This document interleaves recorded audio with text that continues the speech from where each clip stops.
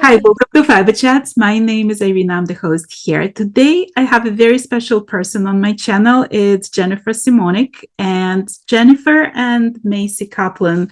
They are the founders of Loose Ends. So I've heard about you from so many people who emailed me and said you have to talk to these two ladies because they're doing such an amazing job. Please tell me how the idea of Loose Ends came to be and what is it? So that's a great question. The idea to complete other people's projects. Well, let me tell you what we do. We complete people's projects who have passed away or are no longer able to craft due to illness. So, grandma was making a baby blanket for the new baby and passed away before it was finished. We have people who will finish it because not everybody has a crafter in their life, or that might have been their only crafter. Um, we've had people who have lost their vision, who we finished final projects for. We've had people who who've have passed away recently that we finished projects for. We have people who found the thing that their mom was working on 40 years ago, and we finished those projects too.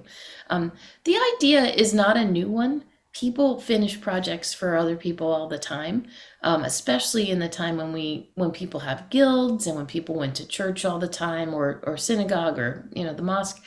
When people go to had these places and these connections, they had things like quilting bees and knitting circles.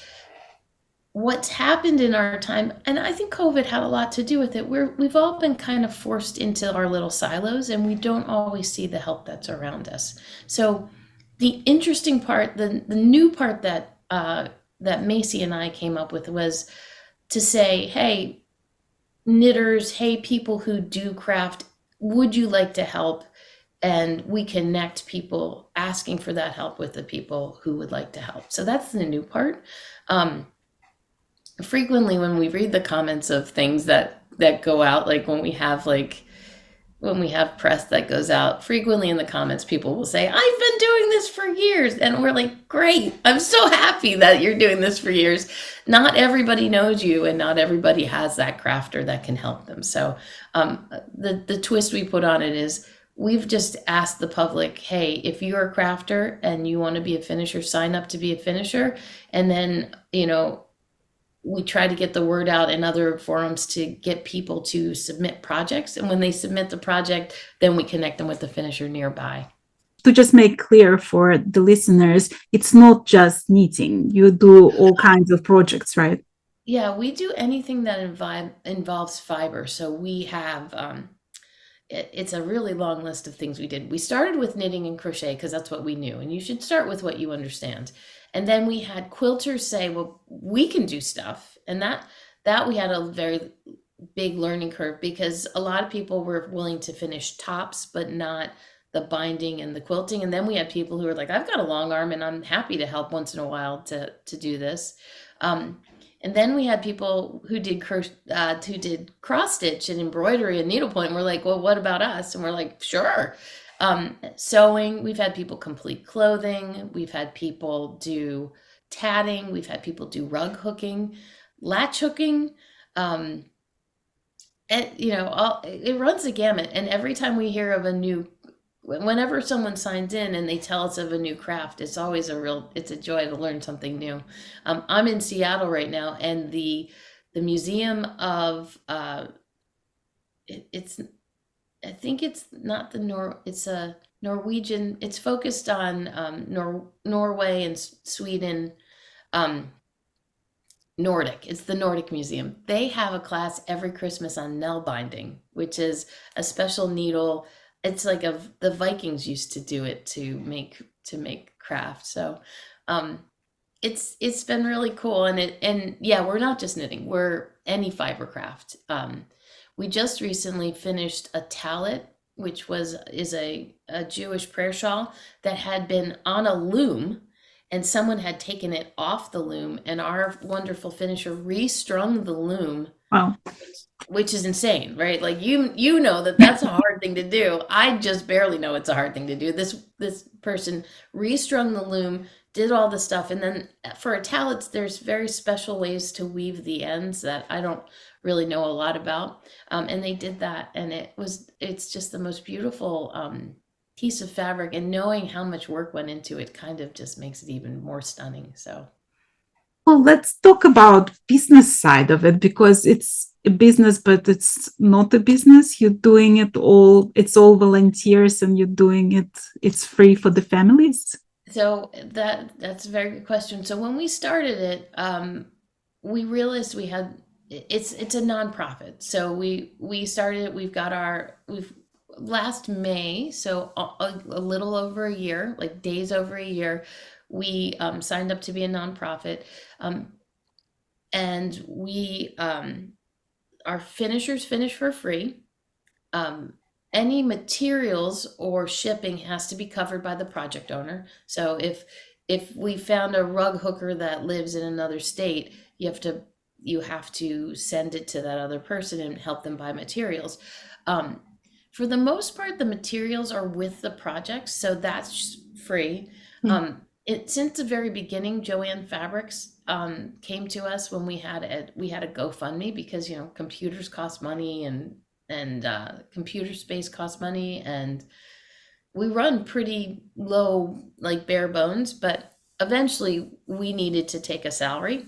So by being a nonprofit, we could fundraise. Before we were a nonprofit, we had a GoFundMe, and Joanne's came to us and said, "Hey, if you ever need any materials, we'll give you the materials," and they've been very generous. But for the most part, these projects have all the stuff with them because someone had the intention of finishing them.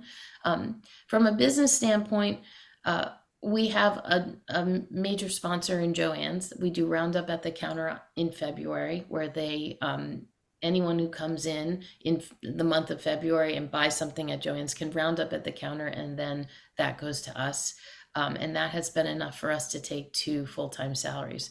But we are still looking for sponsors. It's not great to have all your sponsorship in one bag, although Joann's is fabulous and has been a great sponsor.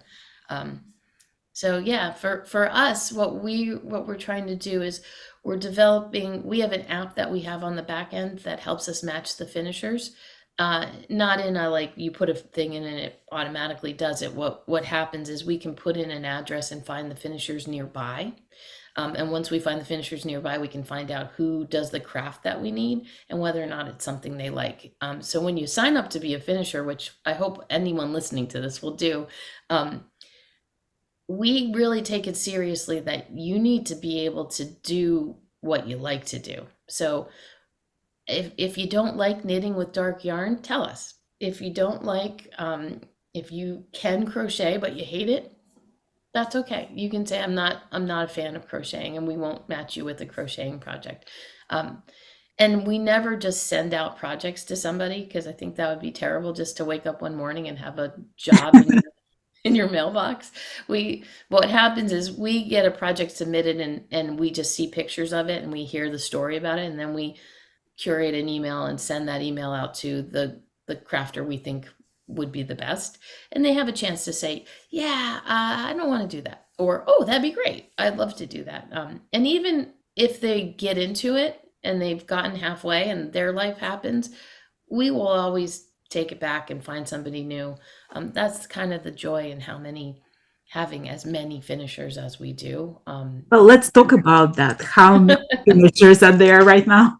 Yeah.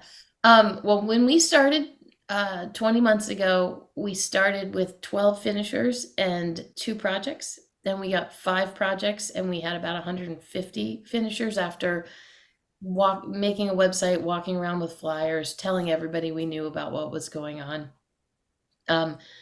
We had a little bit more press in December. We had our first press in December, where we had a television station nearby do a piece on us. Then we got about 500 finishers and 20 projects. Then we had the Washington Post write about us, and that was kind of transformative. Today, as of this moment, we have almost 25,000 finishers in 64 countries. And we have projects live in 13 countries, which is pretty big for us because they're not all English speaking.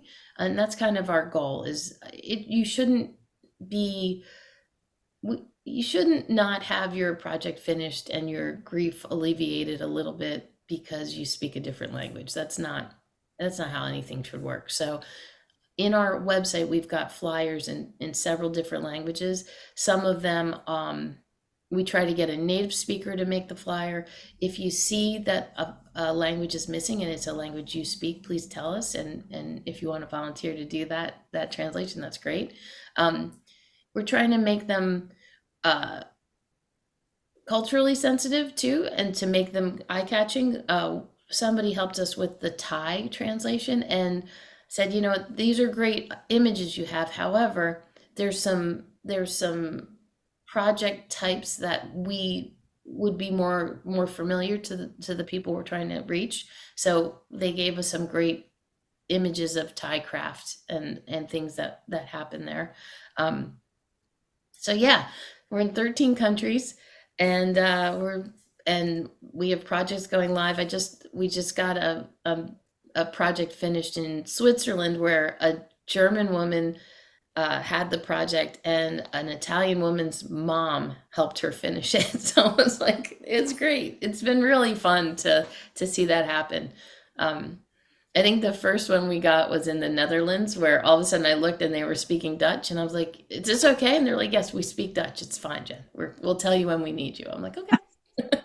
Well, does it make it more difficult for you? Because like once you get all different countries and different languages, like it must complicate things to deal with it. It does, but we live in a remarkable time. It's a trying time, but it's a really remarkable time in that we have a lot of resources at our disposal. Google Translate, while not being perfect, does get us there. It gets there. But as we get bigger and bigger, we're really going to need better back end because right now all of our finishers are in our web app, but not our projects yet. So we're working on getting the projects in so that we can work directly from the app instead of from emails. And automate some of the stuff that we do right now. We've got it pretty streamlined with templates and things like that, but some of it could be automated. Like a project comes in and we could send out the automated email saying, "Hey, we need this information from you." And if we had a dashboard that we could go to match things, then if I go out of town, Macy could look at it, I could look at it, other people could look at it, and it wouldn't be. Right now, we each get our own projects to put it in, but it would be easier if anybody could pick up the slack from a tech perspective. Also, more funding would allow us to hire some help, because right now Macy and I are doing everything. Like I'm doing admin of all of the emails we have. I'm doing tech support. I'm doing outreach, and I'm doing partnerships when it comes to corporate sponsorships and things like that. And Macy's doing all the graphic design, and we're also matching people. So it's kind of like the matching could be a full-time job, Right. honestly. Sure, yeah. Yeah. Well, let's talk about matching, because to me, the most complicated thing about it seems to be skill level. Because some projects, even just to figure out what stitch they used or the tension or and some techniques are more difficult than others, right? Like to finish a plain blanket is maybe like easier than to finish some lace shawl or something. How do you choose the finishers for the project? That's a great question. Now, all of our finishers self-report on how good or how bad they are. I used to think I was an expert knitter. I am probably a fair to intermediate knitter based on the people I've come in contact with doing this. I've been knitting I've been knitting since I was 6. So I've been knitting for 48 years. I can pick up a pattern and follow it. I can figure out what someone's doing for the most part.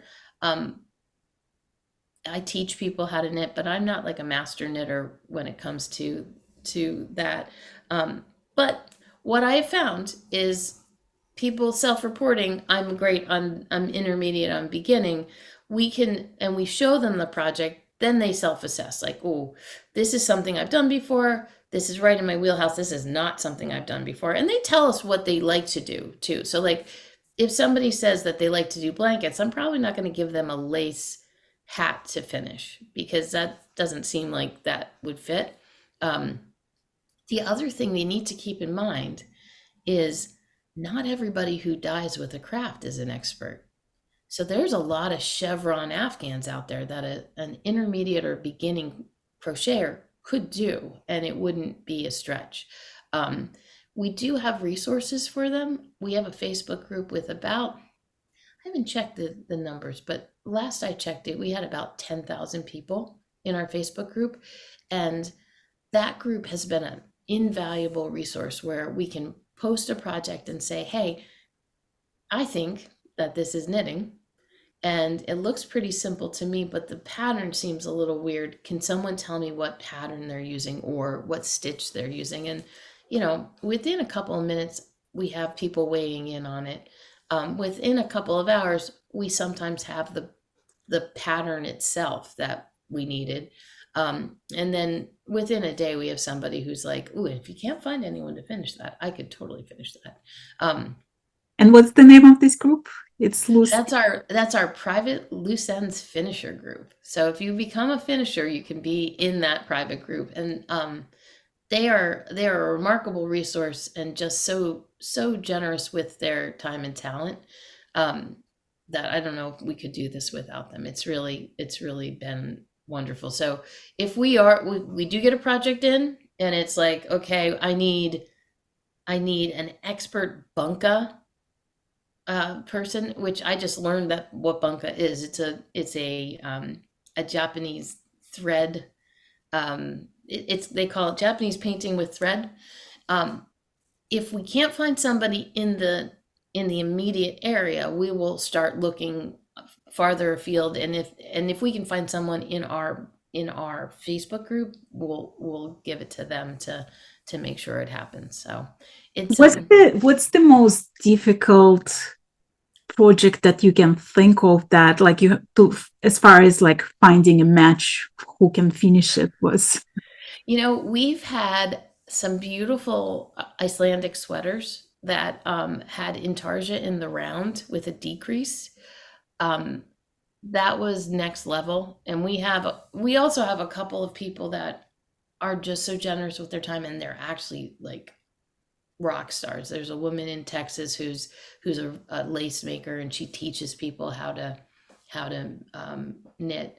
And she's been a resource to call and be like, what do you think, Miss Kate? Do you think you can do this? We have a gentleman up in Canada named Robbie who he took the intarsia in the round, and the poor woman who had it was the first finisher, worked really hard on it and got to a point, but then she couldn't make the thing work. So he ended up grabbing it to help us. We also have quilters who are really good. A lot of people in the craft organizations, the National Knitting Guild has been really helpful, and they've offered their services if someone needs help to understand something. Modern Quilt Guild has helped us. People, I have a really good friend named Sandy who I sat down and talked to, and she's like, don't take these kind of projects. These are good projects. If you can see some, and it's everybody's really, I can't tell you how amazing people are. You just kind of have to experience it. People are just so excited to help, which is just, it's amazing. People are amazing. And I think we forget that with what's going on all around us. But I think default setting is people want to help. I just don't think they always know how to. Right. So sometimes it's just about asking, like, hey, does anyone out there know how to do full stack development? Like today, I mentioned it I was talking to a guild, and I just got an email today saying, I'm a developer. I could help you. It's amazing. You just have to ask sometimes. And I don't think people are used to asking for help. Well, when you first started, before Loose Ends, the first time somebody asked you to finish a project, it's probably like very personal, right? Like you probably know a person and it's probably some sort of personal connection. And now it's to the point when it's like from foreign countries that you might never even step foot in. Um, how did this whole journey change you personally? How does it change me? Well, what's interesting is I've finished projects before. Macy has finished projects before. Macy, uh, during COVID, one of her good friends passed away, um, and her mom was working on a sweater. The sweater really wasn't exactly what she wanted, so Macy finished it, but also found a color and dyed it for the woman so that it was the right color. Um, there's this, I don't know, there's something wonderful about giving to somebody else and being able to do something. It's almost addictive. It's got you get. I know our finishers understand it.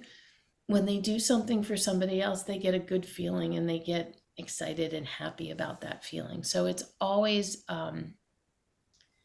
it for me. I think I've always known this about giving. I love to volunteer. I love to make sure that that people are happy and better off when I leave them.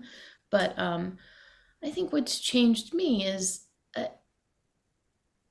it's a wonderful reminder of just the goodness that exists out there. And I don't know that I think during COVID we saw some of it. We saw people being good and kind and staying home when they were sick and being thoughtful about other people. But um, I think what we forgot was how to have a community because our we had to be in bubbles and silos. So that community piece, it's just been delightful discovering that again. Um, Last night, my neighborhood has a farmer's market, and during COVID, they still managed to keep things going. But last night, I was sitting on the lawn, eating my the food from the food truck that was there, listening to some people sing, and just seeing neighbors I really hadn't talked to, and I just realized how much I missed that, and how wonderful it was to have that sense of community. And you can find community in all different kinds of ways, and this is just one of them. So it's just been a really good reminder. I think that's what's changed. Before we started the interview, we briefly chatted about H&H, and you told me how you got volunteers to help you there. Tell us the story. Oh, so H&H, if anyone doesn't know, is a giant craft convention, and we got invited to go, and they gave us a free booth. They were very generous. They gave us a booth, they gave us chairs, they gave us tables, they gave us electricity. And the interesting thing about H&H is that the people who are walking up and down the aisles are craft stores. They're all the people who know finishers and would talk to finishers and get finishers excited and might have crafts to get us like projects for us to use. So it was important that we had someone in the booth to say, hey, this is what we're doing and this is why we do it, and this is how we do it. But then all of the vendors are people that, as the person helping run a nonprofit, want to talk to see about sponsorships, to see if they could get the word out. So we had this conundrum, like, there's only two of us. Does one person stay in the booth, and do we run with the other person, run around, and then we switch and we try to talk to people and do things like that? And we called our volunteers and said, hey, does anybody want to help us at a trade show and come to this trade show? And there's over 500 volunteers signed up in Chicago to be finishers. We had 40 of them say, yeah, I'll come and do a trade show. And then we had space for about 20. Unfortunately, everybody couldn't come, timing and things like that. But the 20 that did come, turns out that, the reason they signed up is that they loved what we stood for and loved that they were part of it, but B, they also had been sales professionals at some point in their life. So we had a lot of people who were just stopping people, and our finishers were like, all right, stop, let me tell you about this great thing in case you don't know about it. Here, take this home to your shop, make sure that you have this sign up. And they were just great. It was a really great show for us, and it was transformative in the fact that we did find a lot of other partners that wanted to help us with our mission, because honestly, the craft industry, they want to help us because we're helping their customers into the unknown. So it just makes sense for them to help us, and they've been really generous and excited about our what we're doing. What's your dream for this organization now? Yeah, it's funny. I think if you talk to Macy and I think on different days, we both have different visions, but they're all going towards the same place. Like I would love, and I think Macy would love to see this happen in other countries, other places where English isn't the first language. I would love to see just an army of crafters out there helping people when they need it. I'd also, in the next year or so, I would really like to have our tech get to a point where we can automate some stuff so that it's a little bit easier. Right now, it takes me about 30 minutes to match and find people and do all the preliminary stuff, and then there's the follow-up. And so what I'd love to automate are some of the emails that are just reminders and things like that. And we're on our way to doing it. It's just it takes resources. We have to pay people for their time and things like that for building up stuff and making sure that we get there. I think we'd also like to have a couple more people in our organization. We now have 2.5. It would be great to have a full-time person. So those are some of the dreams that we have. Right. Well, the company to run is, did it take like the joy away from your personal meeting? Like, do you feel like you always have to finish something? Oh, no. I don't feel like I have to finish things. In fact, what it has done is I've been looking at projects a little bit more with a different eye. Um, there are projects that I start for other people. There are projects that have been sitting around in baskets in my house that when I think of them, I now think like, do I want that finished? Is that something I really want finished? What's going to happen when I go? Is it just going to get thrown out? If it's going to get thrown out, I should just get rid of it to begin with. Like I have a bikini top I started when I was 20. Do I need a bikini top that's crocheted? Probably not. That's not going to be something I wear. So I need to make a plan and get rid of that. I've heard of this term craft executor has come up, and it's like, what do you do with your stuff when you go? You're not there to explain that is, that that's alpaca, and don't mix it with that acrylic that I bought to do like throwaway knitting. It's important to tell people what you have.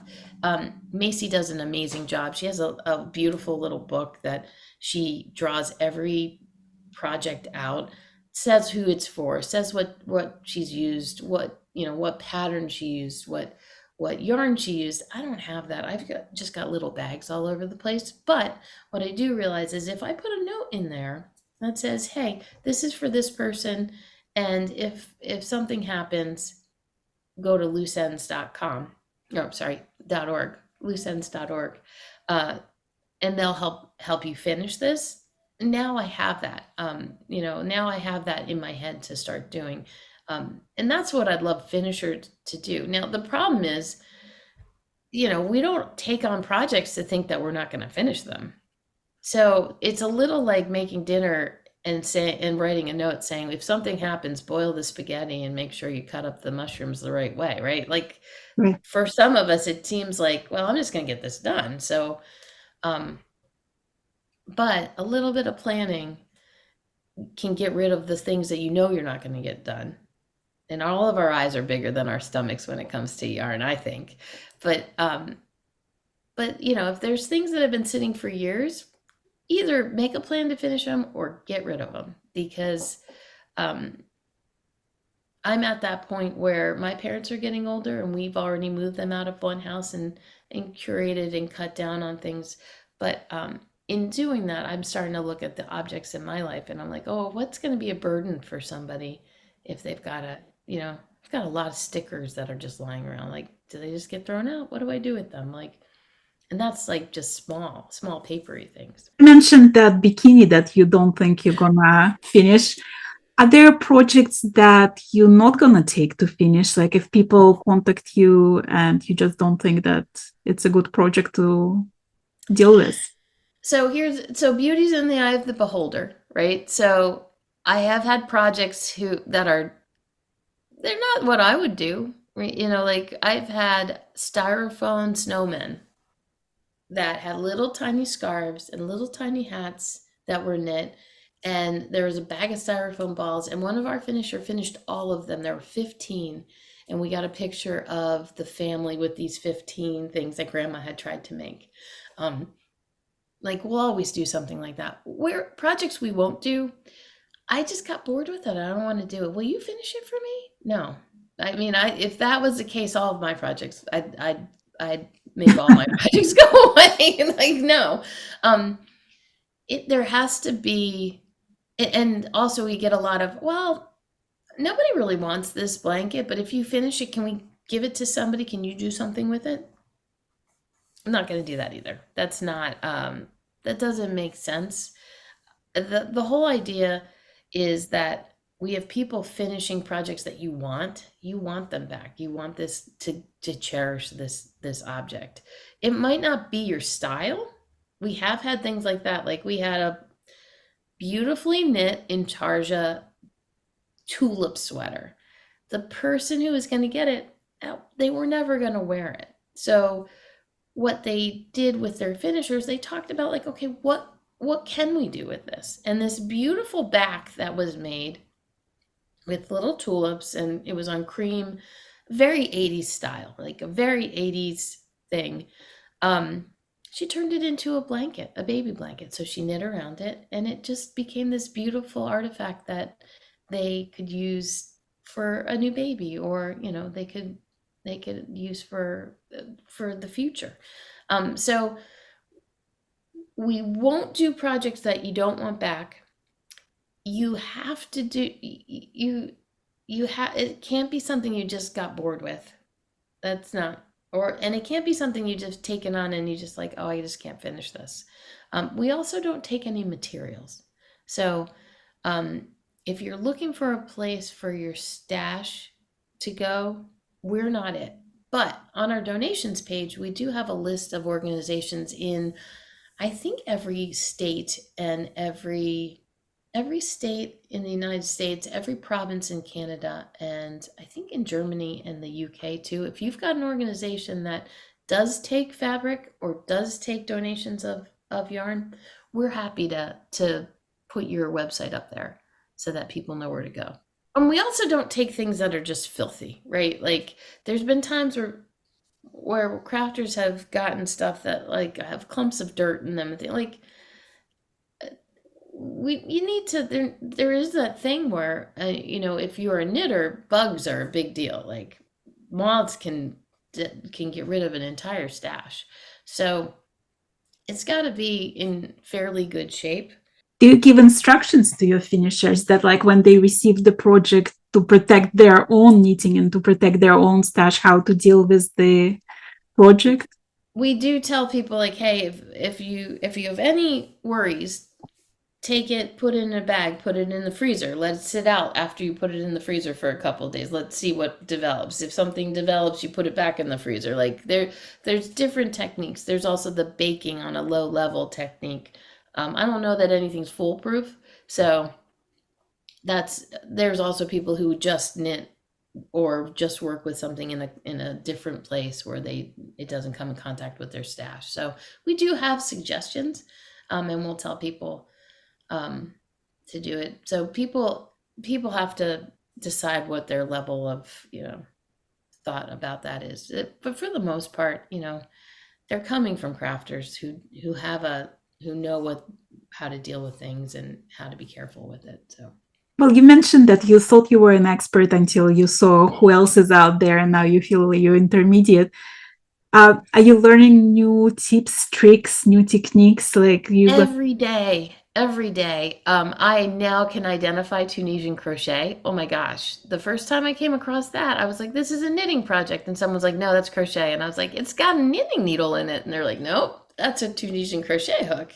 Because if your listeners don't know, they used to call it the Afghan stitch. And it comes with it has a live edge, just like in knitting, and it's got a giant needle that looks like a knitting needle, but it's got a little hook on the end. So there's a different technique. I have not learned this technique, but I can identify it now. Um, I'm learning every day. I know a lot more about quilting than I did. There was a woman from Hobbs bonded fibers that they do the fusing stuff that you use for quilting and batting and things. When we first started, we talked for about an hour. This woman Stephanie and I talked for about an hour about quilts and what to do and how to treat them, because as a knitter and someone who does yarn, I if somebody's knitting something, the first question I'm going to ask is, "Oh, can I touch it?" You don't ask a quilter if you can touch their stuff. That's not what they do.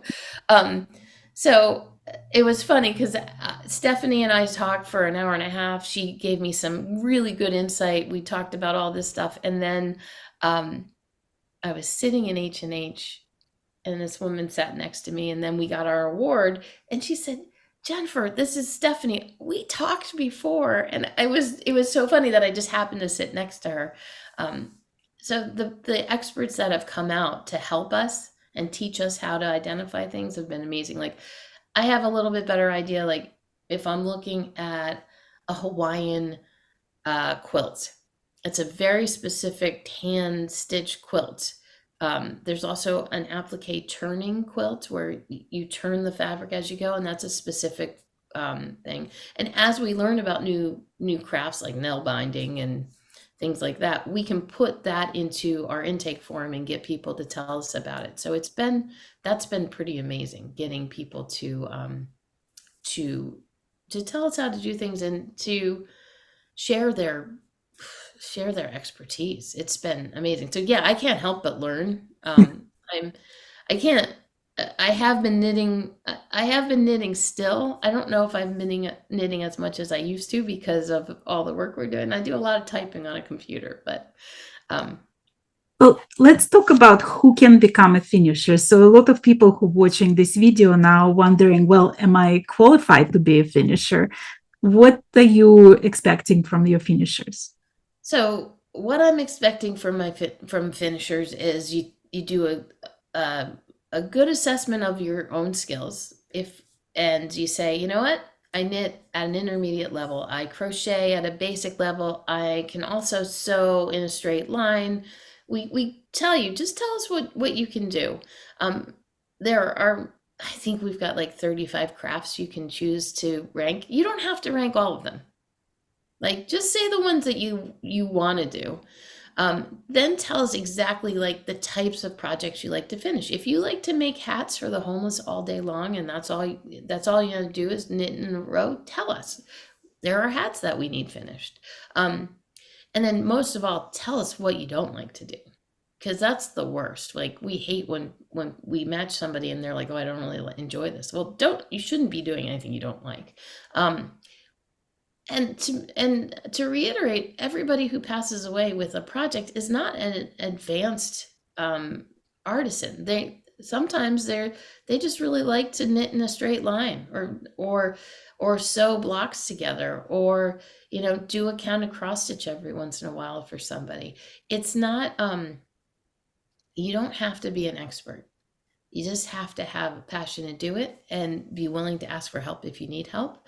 But a lot of these projects are things that are at your skill level. So just be honest. The other thing is that you might not get a project right away, and that doesn't make you less valuable. There's lots of ways you can help us. We do have like 25,000 projects or 25,000 finishers and 2,000 projects. So that's like 1 to 20. But what I find is not everybody's ready to help, even though they've signed up. So it might just be a bad month for them. It might be a bad time. I like to equate it this way. I used to teach people how to do CPR, and I was an EMT for a little while. I have not had to do CPR. I've been lucky that I haven't had to do CPR. I've taught probably 1,000 people how to do CPR. I hope none of them have had to do CPR, but if that should happen in front of them or they need to, they're ready. And I like to think of our finishers as just being signed up to be ready. It's not going to stop you from doing anything. You probably will get one project in your lifetime, but that project will make a difference. And if you happen to be the right person at the right time, you'll get a project. Are there deadlines for the projects? Like, do you have any time That's a constriction? really good question. No, these projects weren't going to be done.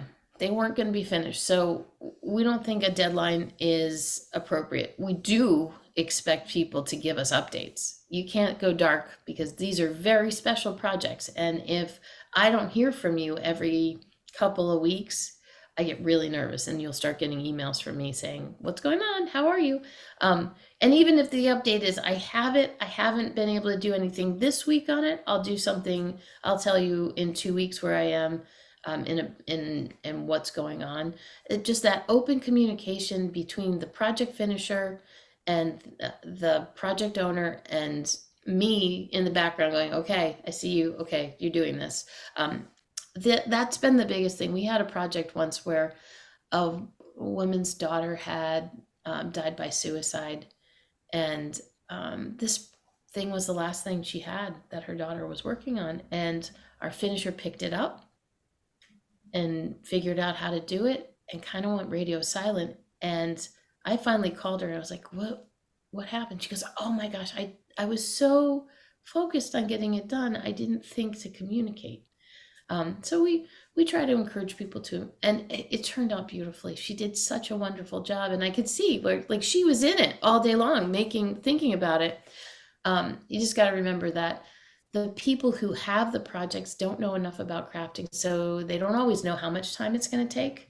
So if you've got a doily bedspread that's made with a tiny, tiny hook, it could take years. Right now we have a Torah cover that is going to take all of 2 years to finish. It's a cross stitch, or actual needlepoint, and it's huge.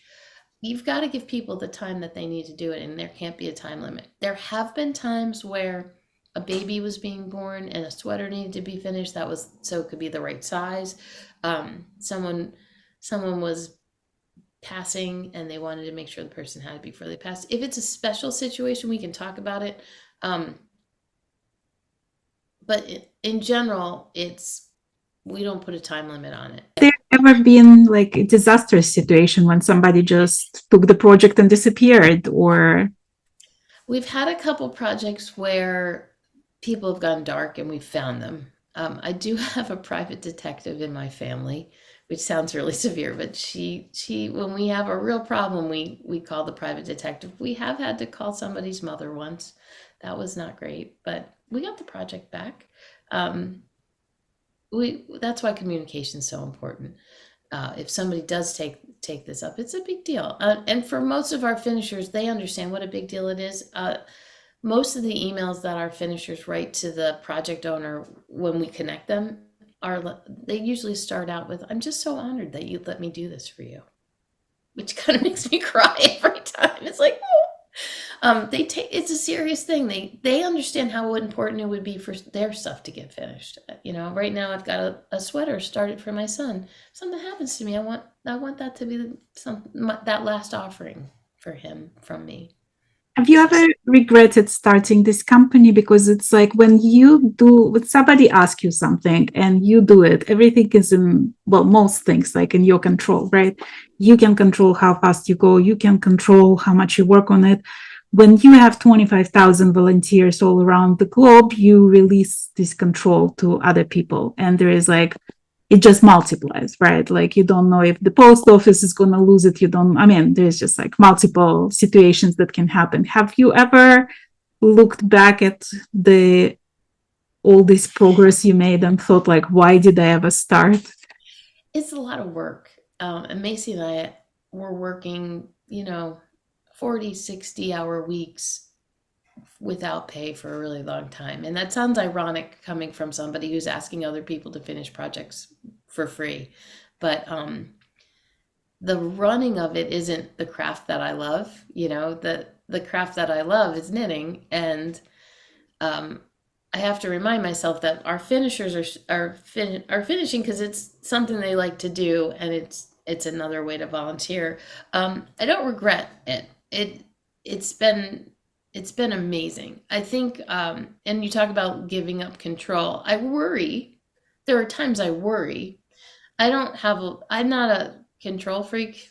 So giving up control is not a hard thing for me to do. Like if somebody says, "Hey, I can help you with that," I'm usually like, "Great." Um, but I do worry. Those points that you were talking about, losing something in the mail would be disastrous. That would make me feel bad. That's why we try to match locally. We try to cut back on the things that could go wrong, but things will go wrong. Um, these are all volunteers. We're all volunteers. We're trying to make things work.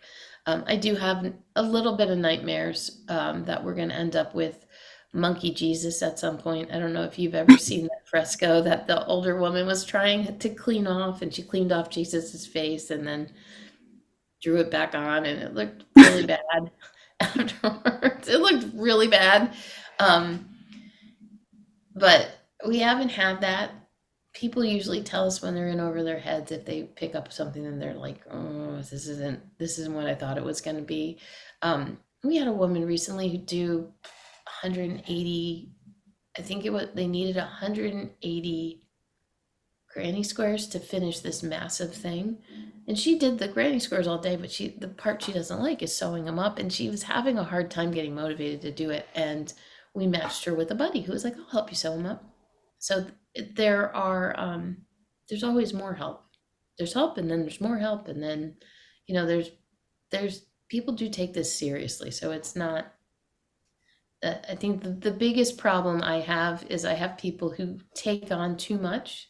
They'll Right. take the project and then they need an out. So I do a lot of like, if you need somebody, we can do it, and they always feel bad, and they don't have to feel bad. They if you take on a project, you get it you figured out what the pattern was, you figured out how much more yarn you needed, you got it to the next level.